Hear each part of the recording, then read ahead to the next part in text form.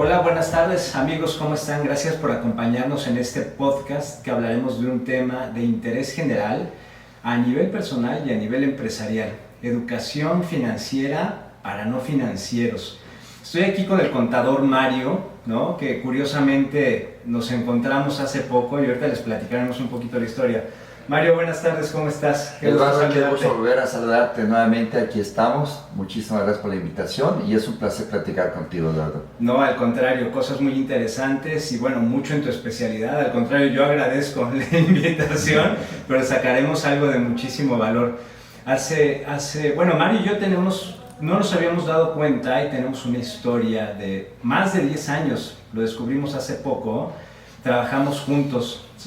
Para quien esté acá de hace mucho tiempo recordarán Avantel, ¿no? Aquella empresa de telecomunicaciones.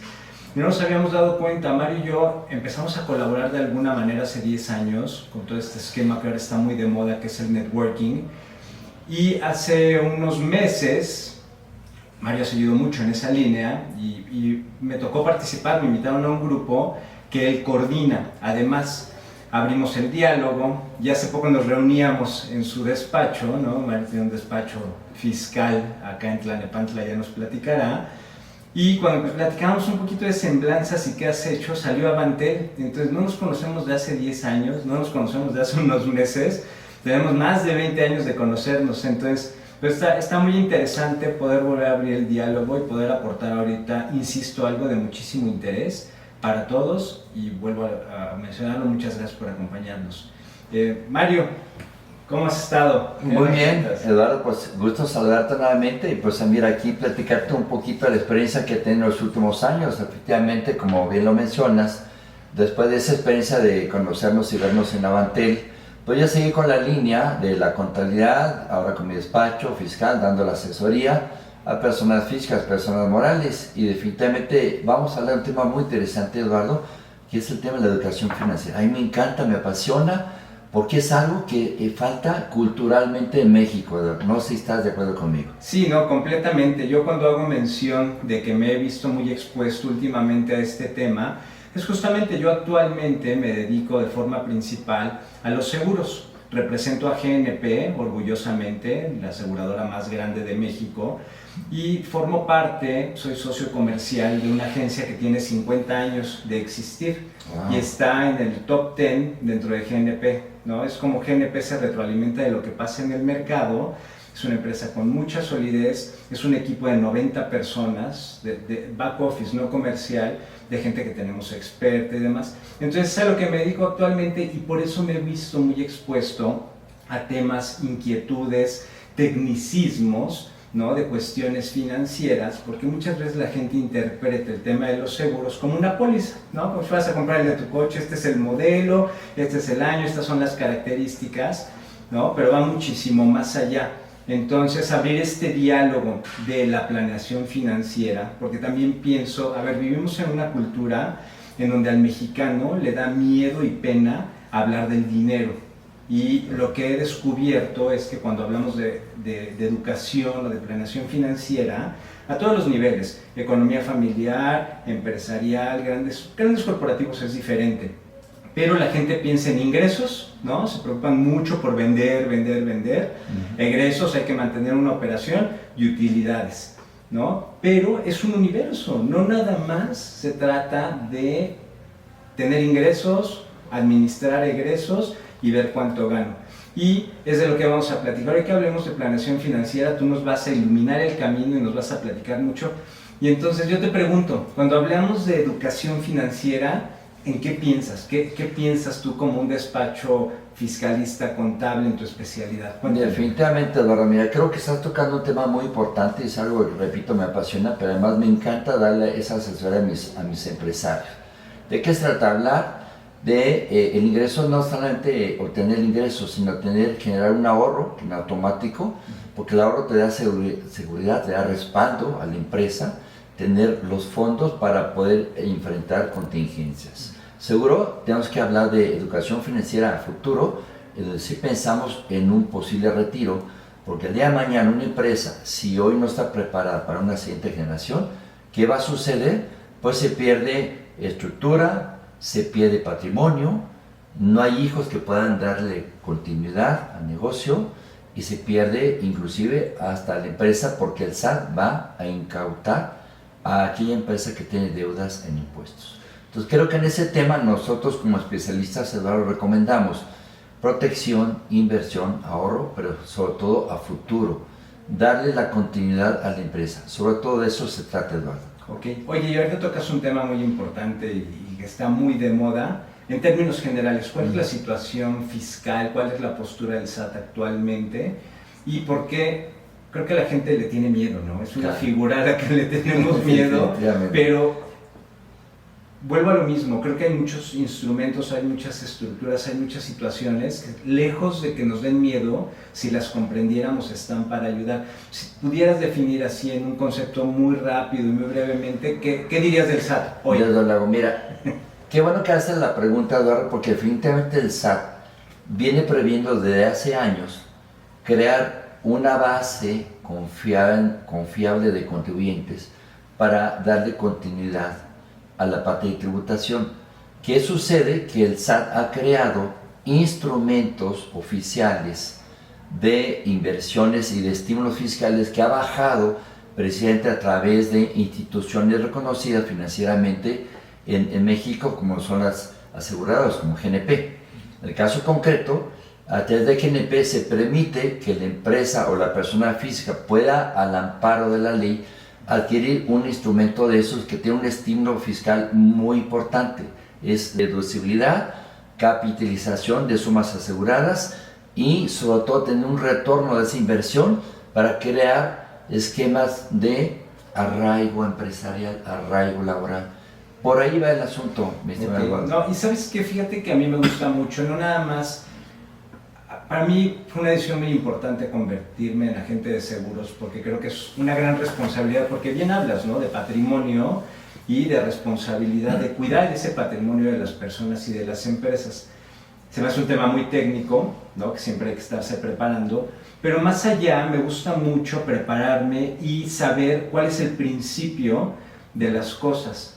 Y no sé si tú lo conoces, pero te voy a platicar un poquito la historia de estos planes, ¿no? No son, de repente parecen planes de marketing, ¿no? De repente todo el mundo domina el PPR, o todo el mundo habla del persona clave, pues fueran buenas ideas de marketing del sector financiero. Y detrás está la autoridad, ¿no? Voy a hacer un poquito de referencia histórica.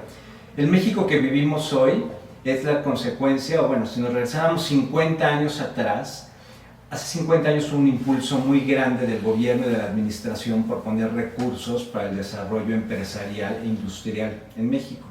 Y muchas familias, muchos empresarios, muchos emprendedores en su momento aprovecharon estos recursos y hubo un auge muy importante, ¿no? Fue yo creo que de las épocas económicas más importantes del país, ¿no? Si nos volvemos a ver en los 60, 70, lejos de ciertas políticas que no permitían que entraran productos de importación. Hubo mucho el hecho en México, es cuando surge el hecho en México. Pero hoy estamos viviendo una consecuencia histórica de ese impulso económico en donde esos papás o abuelos necesitan dejar, ¿no? Ahí hay un proceso de heredar esas empresas, de dejarlas sólidas, pero no está sucediendo forzosamente, porque vuelvo a lo mismo, culturalmente es vender, vender, vender, mantener operaciones, utilidades, pero no planear hacia el futuro. Entonces, ¿qué es lo que pasa y de dónde surgen estos planes que, insisto, no son buenas ideas de marketing? Lo voy a tratar de ejemplificar muy rápido. A la autoridad no le conviene quedarse sin contribuyentes. Claro. ¿Por qué? Porque es como se integra el erario y es como el Estado se hace de recursos. Entonces, cuando esto empieza a suceder, la autoridad dice, necesitamos incentivar que haya una solidez a nivel empresarial. Y de ahí viene, por ejemplo, programas o productos o soluciones alternativas como persona clave, ¿no? ¿Y a qué me refiero? Lo voy a tratar de explicar rápido. Es un instrumento en donde la autoridad le dice al contribuyente persona moral, tú generas tus ingresos a partir de ciertas personas, puede ser el dueño, ¿no? Que normalmente ya en empresas medianas o grandes hay consejos y hay operaciones, pero dependen de las decisiones del dueño o del comercial. Entonces, lo que hacen estos programas es que protegen esas figuras. Económicamente la persona moral aporta, pone el dinero y los protege. ¿no? Porque dicen, una, que no se vaya con la competencia y deja mal parada al contribuyente y dejamos de recibir dinero. O el dueño ya en una edad de riesgo que diga, fallece y tal vez el hijo, el nieto no estaba preparado, inclusive la empresa, la familia con recursos propios, con ese patrimonio, va a tener que venir a liquidar, ¿no? Entonces el incentivo es que la empresa aporte, lo proteja, pero no es nada más un seguro de vida, porque últimamente me ha tocado con empresarios que lo interpretan como un seguro de vida, ¿no? Son planes de protección y ahorro, en donde se construyen en el tiempo, son programas a mediano o largo plazo, 10, 15 años, no son inmediatos, en donde se genera eso, todo eso que decías, ¿no? La planeación, la prevención, la continuidad del negocio. Y entonces en ese periodo que va invirtiendo la persona moral, la empresa, llega a un punto en donde el plan termina y recupera. Estuvo protegida por si faltaba, hubo una administración de riesgo y si faltaba, se capitalizaba para lo que tuviera que ser. Exacto. Liquidar, modernizar, lo que tuviera que pasar. Correcto. Si llegó al final del plazo, lo que pasa es que esa protección se convirtió en ahorro, ¿no? Y entonces, al final del plazo, permite que ese dinero regrese a la empresa para lo mismo. Puede ser modernizar, puede ser tener ya un patrimonio para liquidación futura, tal vez. Y tengo que decirlo, muchos empresarios inclusive lo han tomado, lo tengo que decir como es, para hacer dinero líquido de una forma que la autoridad permite. Pero vamos a regresarnos al tema técnico, ¿no? Para no aburrir con este tema. Y nos platicas un poco ahorita. ¿Qué tienen esos incentivos? Suena muy bonito, yo pongo dinero, me protejo, al final es ahorro, lo junto y lo regreso. Pero ¿qué pasa en el camino? Hay un diferimiento. O sea, no podemos hablar forzosamente porque este plan no hace una deducibilidad, es una deducibilidad inmediata, pero que difiere el impuesto. Al final del periodo es cuando se tiene que pagar, pero ahí entran las estrategias fiscales. ¿Cómo funciona esto? ¿Cómo funcionan estos planes desde un punto de vista fiscal, Mario? Claro que sí, Eduardo. Mira, definitivamente tienes toda la razón. Creo que en México hace falta mucho, sobre todo en el sector empresarial, esa parte de educación financiera. Pero es por desconocimiento, Eduardo. Hoy, para hablar un poquito del antecedente fiscal, la ley prevé, hablando concretamente al hombre clave en el artículo 27 de la ley del impuesto a la renta, que las empresas que decidan invertir en ese instrumento para proteger a la persona clave, llámale al director, el de finanzas, el de operaciones, el de producción, cualquier de estos directivos puede ser el hombre clave. ¿De qué se trata? Que se haga la aportación con la contratación de esa póliza, si hace deducible a lo largo del plan, a lo largo del tiempo que dure el plan, y si no ocurrió ningún evento, la empresa ya estuvo protegida.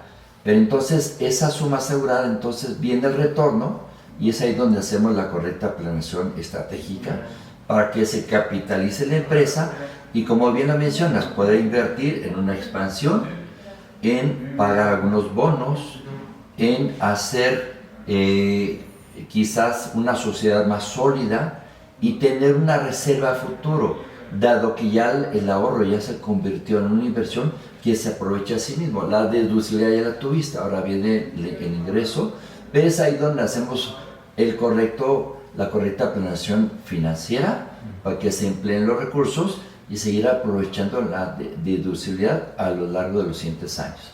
Claro. No, bueno, y me parece muy correcto porque además creo que de repente hablamos de deducible, ¿no? También Exacto. ya es que es deducible.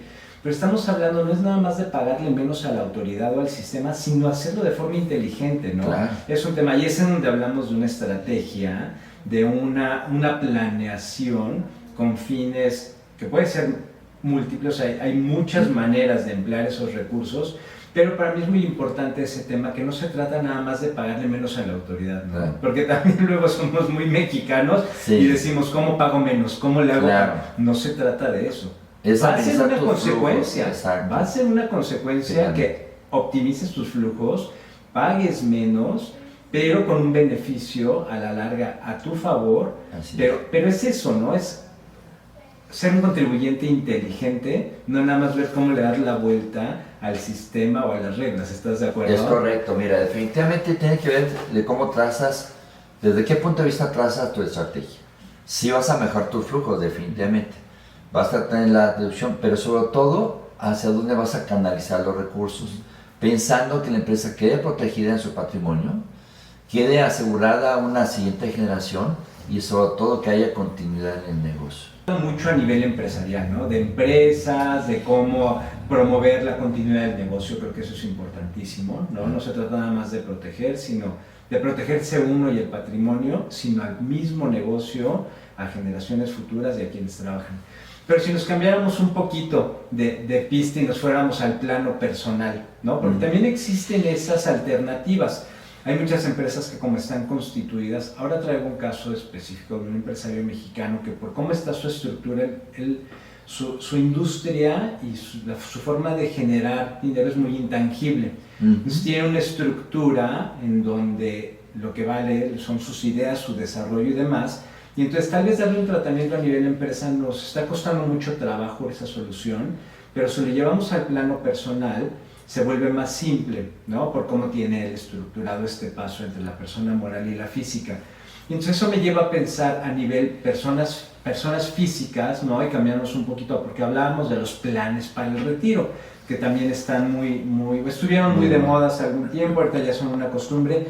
No son una costumbre, son una necesidad para generaciones jóvenes, porque aquellas pensiones que se proyectaban con ley del 73, que eran muy buenas, están terminando. La población que va a recibir esos beneficios cada vez es menos. Se está reduciendo, se está degradando, y ahora vienen las generaciones nuevas. Entonces, pasándonos un poquito al plano personal y de planes para el retiro, primer pregunta, ¿ustedes atienden no solo empresas, también atienden a personas físicas? Desde luego que sí, Eduardo. Mira, te comento, justamente se ha convertido en una verdadera necesidad. Los empresarios independientes, las personas físicas se acercan con nosotros precisamente porque les falta esa asesoría. ¿Qué es lo que sucede?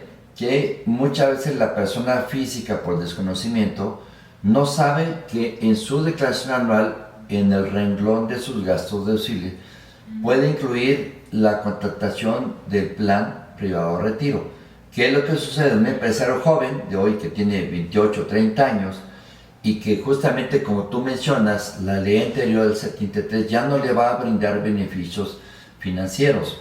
Hoy sí o sí tiene que generar un ahorro importante, aprovechar el PPR para poder aportar en un plan de retiro futuro y que además en la declaración anual puede alcanzar arriba de 150,000 pesos de deducción, lo cual va a traer por consecuencia de que lo que haya anticipado de impuestos durante el año al SAT va a poder recuperar la mayor parte. Tenemos casos de éxito donde alcanzan más del 70% de devolución de sus impuestos, Eduardo, y eso la gente no lo sabe.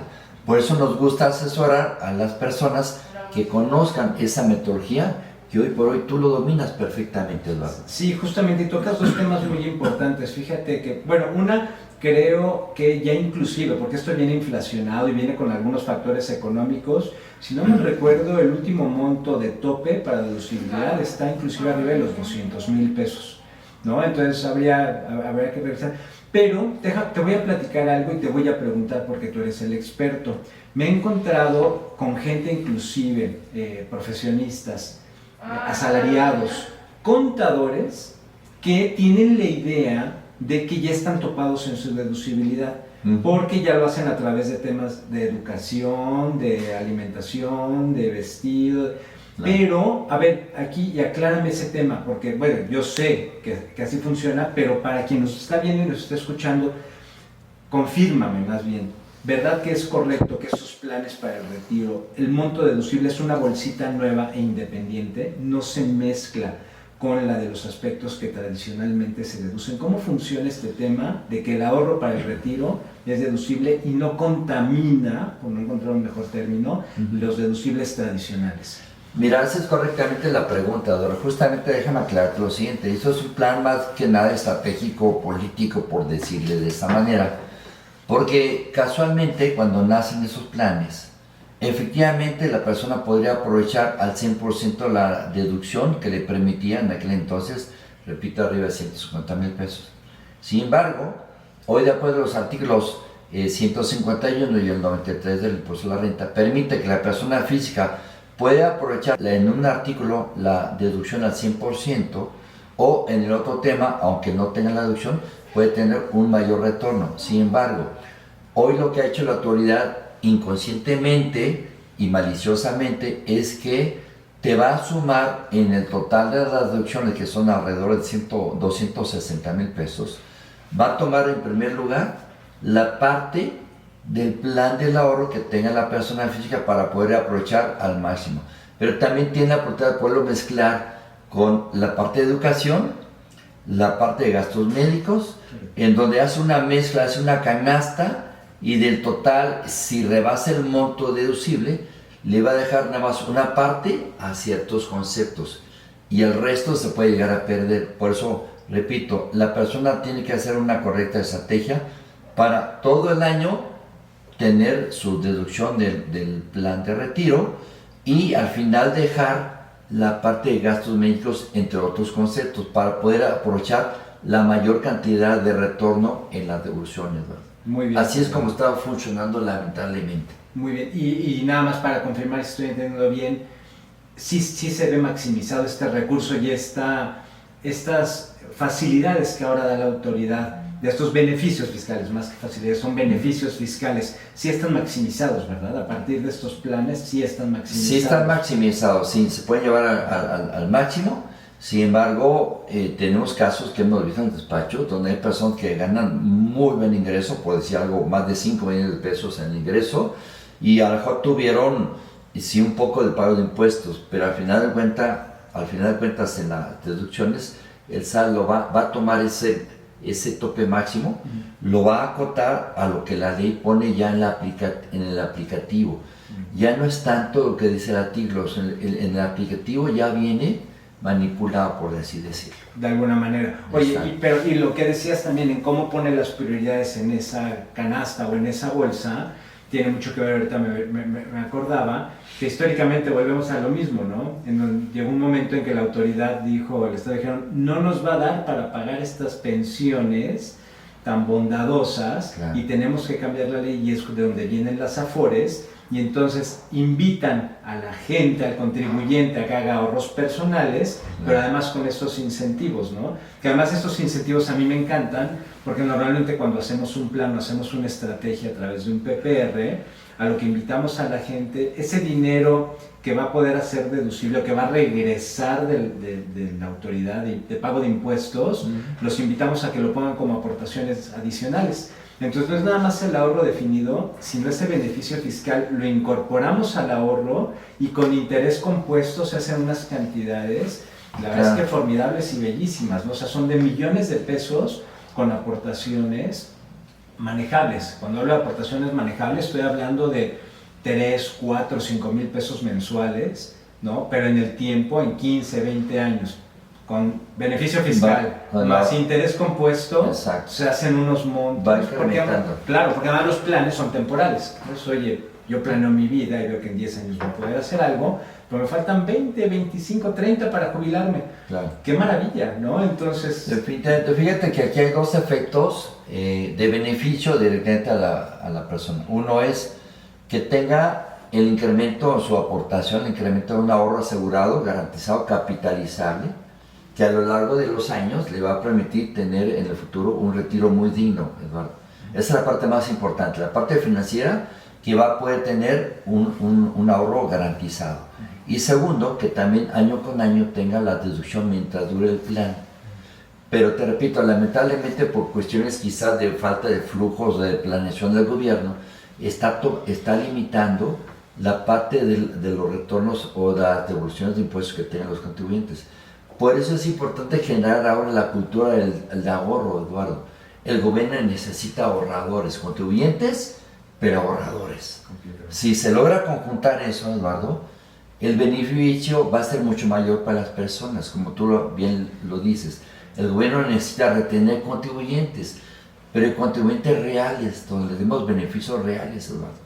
Y esa parte es lo que se estaba perdiendo un poco. No, completamente. Fíjate, luego yo soy un poco ambicioso y al principio hablaba y decía, quiero ver un México mejor, ¿no? O sea, siempre ha sido mi intención, siempre ha estado en mi esencia, poder en lo personal, poder ayudar y aportar, pero siempre mi visión ha sido tener un México mejor. ¿Y a qué me refiero? Que si tenemos gente sólida y que planeó y que estructuró, va a haber flujo de efectivo en la calle en 20, 30, 50 años, ¿no? Y después cambié un poquito mi óptica y entonces cambié mi misión. En vez de decir quiero ver un México sólido, ahora digo quiero ver asegurados, empleados, empresarios sólidos, porque sé que eso en el conjunto va a ser un México mejor, ¿no? Entonces, solamente invertí mi pirámide en esta labor que me gusta hacer para ayudar en el patrimonio a la gente, ¿no?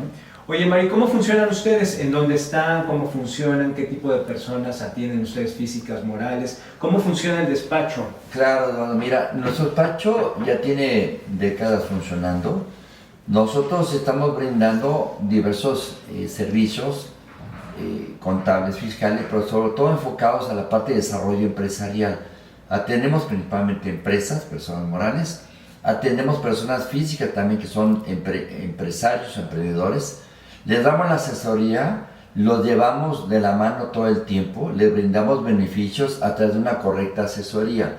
Es decir, no es nada más vender por vender. Primero me involucro con el cliente, lo conozco, le doy la asesoría y le brindo soluciones. Una de ellas precisamente es hablar de los planes de seguros. Eso es lo que nosotros promovemos. No lo vendemos como tal el producto, Eduardo. Yo no soy el indicado para vender el producto, pero sí me apoyo en gente como tú, Eduardo, para poder brindar ese producto, darle la solución completa al cliente y de esa manera nosotros le brindamos la asesoría. ¿Dónde estamos ubicados? En Tlalnepantla, Centro, Estado de México. Nuestra firma se llama RGC Consultores. Es una firma que aparece en todas las redes sociales. Tenemos nuestra propia página, www.rgcconsultores.com, es nuestra razón social si quieren visitarnos. Y ahí estamos en líneas directas, en WhatsApp, en teléfonos. Tenemos un equipo muy profesional, donde lo recibimos al despacho y les brindamos el servicio. Entonces, lo que nos está haciendo es y hacen un diagnóstico. Cuando sí. dices conocer la situación, correcto, no es que haya productos o paquetes, porque yo creo que es difícil hablar de algo así. Lo que hacen es un diagnóstico.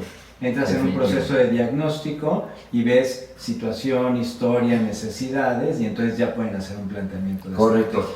Esto es un análisis profesional, hacemos un diagnóstico que lleva unos días, tomamos la fiel de nuestros clientes, hacemos un diagnóstico completo integral, vemos cómo el SAT lo está viendo de adentro, donde descubrimos inclusive errores, inconsistencias en sus declaraciones. A partir de ahí entregamos un informe, le decimos al cliente cómo está, qué posibilidades tiene de mejorar y brindamos la asesoría y las sugerencias. Una vez que ya damos ese informe, los clientes nos contratan y lo vamos llevando la mano todo el tiempo. No es una plática de una hora, es un servicio integral de todo el año, es un acompañamiento completo, ¿no? Hay un acompañamiento y que hay de aquí dando seguimiento a cómo se va comportando la ley, las mismas finanzas de la empresa, nuevas líneas de negocio. Muy bien, muy interesante. Yo creo que funcionamos de una manera muy similar, ¿no? Nos complementamos perfectamente. Sí, con un portafolio lleno de pólizas en la calle, ¿no? Sí. No, lo mismo, ¿no? Lo que hacemos nosotros es tenemos un diálogo, lo último que hablamos es de productos o de soluciones. Hacemos un diálogo, establecemos un diálogo con nuestros clientes, establezco un diálogo con mis clientes para conocer cuáles son sus prioridades en la vida, ahorro, protección, salud, porque luego hay necesidades diferentes, ¿no? O sea, hay que detectar y entender también. Yo lo asocio a una venta consultiva, es sentarse con la gente, hacer un levantamiento y a través de este diálogo identificar necesidades, capacidades, expectativas y entonces poder plantear estrategias. Creo que funcionamos de una forma bastante similar. Es muy similar, vamos de la mano, nos complementamos, nosotros damos la parte fiscal, tú la parte de protección patrimonial y demás, entonces creo que hay una buena labor de equipo aquí, Eduardo. No, me parece muy bien. Pues yo por mi parte igual, Eduardo Gil, ¿no? A sus órdenes, que en los comentarios y en la transcripción de esta plática los podrán encontrar. Estoy a sus órdenes y el chiste es poder hacer una mancuerna, no ver esta situación como docentes aislados, porque al final del día se generan esas estrategias a través de productos del conocimiento técnico, de las necesidades, del análisis, y muchas veces desbordan en productos que ya existen, que están regulados, que están dictados en la ley, que se plantean los beneficios, ¿no? Y de una forma profesional y estructurada. Está muy de moda ahorita el tema de las inversiones en la bolsa, de Standard & Poor's 500, en donde mucho en la calle hay mucha promotor y agente que se van con tablas, con históricos, y le dicen a la gente, híjole, aquí vas a triplicar tu dinero en un año. Y no, hay que analizarlo, ¿no? Hay que ser honestos, hay que analizarlo, hay que ver índices reales. Entonces eso es lo que hacemos nosotros en el análisis de estructuras en el despacho, y también a sus órdenes, y desbordamos porque de repente encontramos necesidades en la gente o en las empresas que salen nuestras capacidades, ¿no? Insisto, son temas muy delicados, muy técnicos, y desbordamos en lo fiscal, ¿no? Entonces ahí se viene la mancuerna, Mario. Definitivamente, Daniela. Creo que ya como moraleja, resumen final de esta charla, yo creo que debemos de invitar a nuestros amigos empresarios a que no se vayan con la idea que van a invertir un dinero en un instrumento y muchas veces no miden el riesgo. Yo siempre recomiendo, váyanse a usar una inversión segura, rentable, replicable, escalable. ¿Por qué? Porque eso te va a dar la seguridad y el respaldo futuro, Eduardo. Es correcto, lo dices muy bien, diversificación, ¿no? Diversificación y no querer multiplicar tu dinero a la primera. Así pues es. Muy bien, oye, pues qué buena charla, la verdad es que yo feliz de poder compartir estos temas y compartir el diálogo y la mesa con Mario, ¿no? Después de tanto tiempo, agradecerte mucho una vez más todo tu conocimiento y experiencia. Pues hace una gran experiencia platicar contigo, Eduardo, gracias por la invitación. Creo que vamos a poder trabajar juntos mucho tiempo y encantado de poder transmitir nuestros conocimientos a la gente que nos sigue. Pues gusto en saludarlos, gracias por acompañarlos y estamos a sus órdenes. Gracias. Hasta la próxima. Cada decisión define tu dirección. Tu empresa existe.